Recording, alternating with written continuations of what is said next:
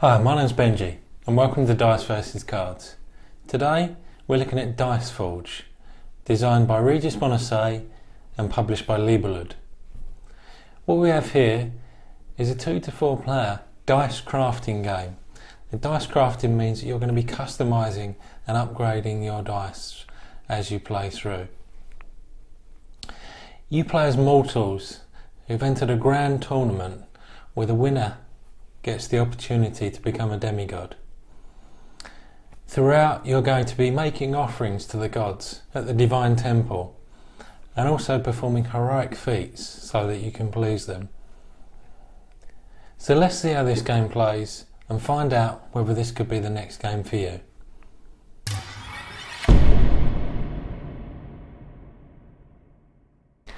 So the object of the game is for players to obtain the most glory points by the end of the final round and after the scoring phase. Each player is going to bring their own hero tile and the same 2 starting dice.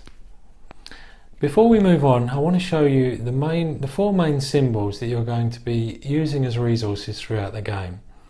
So the red die face represents sun shards, the blue moon shards, the gold, unsurprisingly, is gold, and the green represents glory points.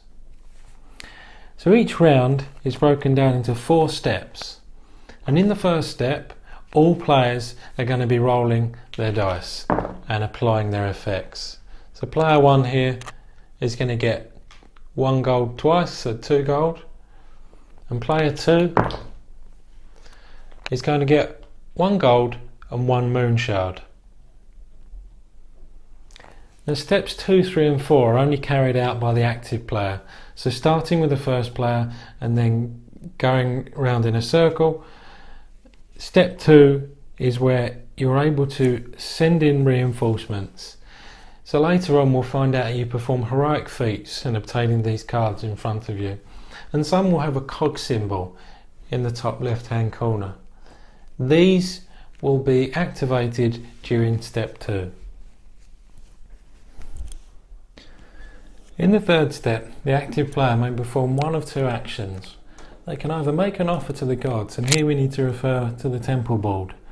You'll see adjacent to every die face pool, there is a resource cost in gold, 2, 3, 4 and so on. So let's just say player 1 had 6 gold to spend. He could spend that gold to buy this 2 moonshard die face here.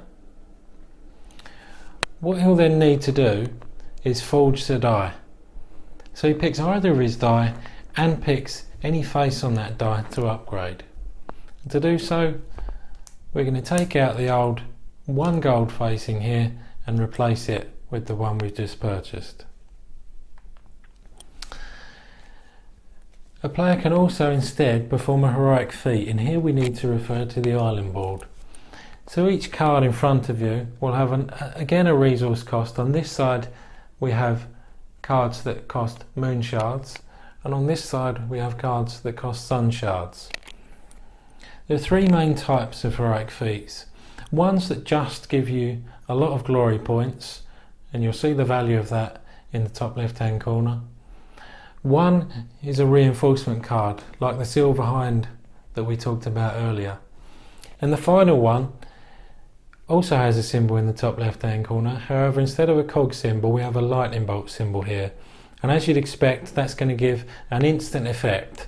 So these wild spirits that cost 1 sun shard will immediately grant you 3 gold and 3 moon shards.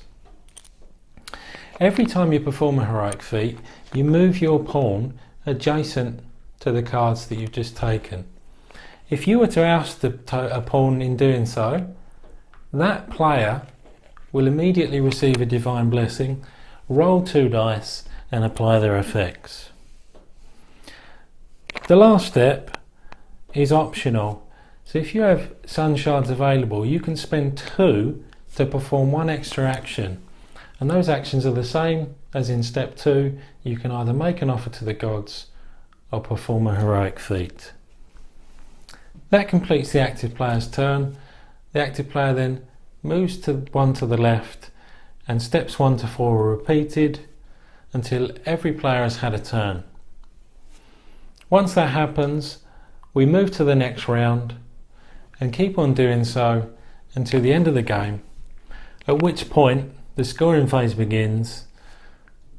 We count the number of glory tokens points that we've accrued throughout the game rolling dice and add the number of glory points that can be found on the top left of our heroic feat cards. The person with the most glory points at the end of the game is the winner. So now we've seen how it played, what did I think of it?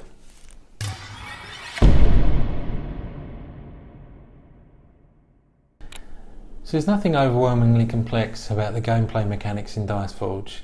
However, there are multiple paths to victory for each player. You can upgrade your dice and accrue glory points as you go, or you can be collecting shards that allow you to perform heroic feats that are going to give you a bunch of glory points come the end of the game.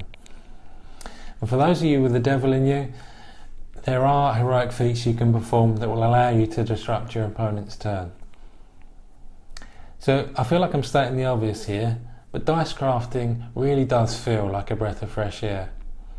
There are a number of games out there that allow you to fine-tune your game plan as you go, but this feels new and innovative. In terms of downtime, there's very little. Each player is going to have something to do on the active player's turn. And gameplay length is something that they've got spot on as well. We played through a number of times as a family now, and each and every time it's kept us interested right till the end.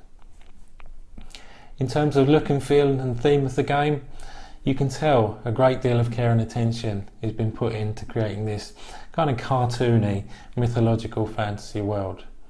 And so component quality across the board is excellent. I'm also happy to report that the dice feel brand new still, even after playing through a bunch of games. So all that pinging out of dice facing and replacing them doesn't seem to affect the component quality. So who is this game for? Well, it's light to medium weight, so it fits firmly in the category of a gateway game. And that means it has to be accessible to all ages and for those with varying levels of experience in gaming. You might want to consider this if you liked Rattlebones, published by Rio Grande Games. Because there are next to no dice crafting games out there, you also might want to consider this if you enjoyed Dice City by AEG, or Sagrada by Floodgate Games. So what did I like about the game? Well, we've already talked about how hugely entertaining dice crafting is. I also want to say that because you can fine-tune your dice, and because dice rolling by definition is a luck-based game, you're able to mitigate some of that luck and stack the odds in your favour as you go.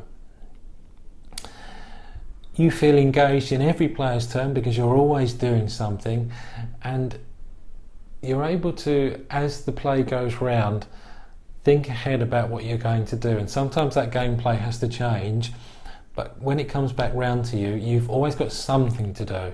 You're never going to come away empty-handed. So both that and the gameplay length are really keys to the success of this game. So in terms of what I didn't like, minor quibbles really. Some of the heroic feat cards, the symbols on them, it's not clear what their abilities do, so you're going to be referring to the rulebook probably more than you should do for a light to medium weight game. The dice are a bit tricky at first, but you can quickly get over that, and once again that's a very, very minor quibble. So with all that being said, Dice Herses Cards are going to give a final score to this wonderful game of 9 out of 10. Now, is this an 8 out of 10 game that's great because it's new and innovative? Only time will tell. But for now, the number to my right doesn't lie. So with all that being said, that's it from me. I'll see you next time.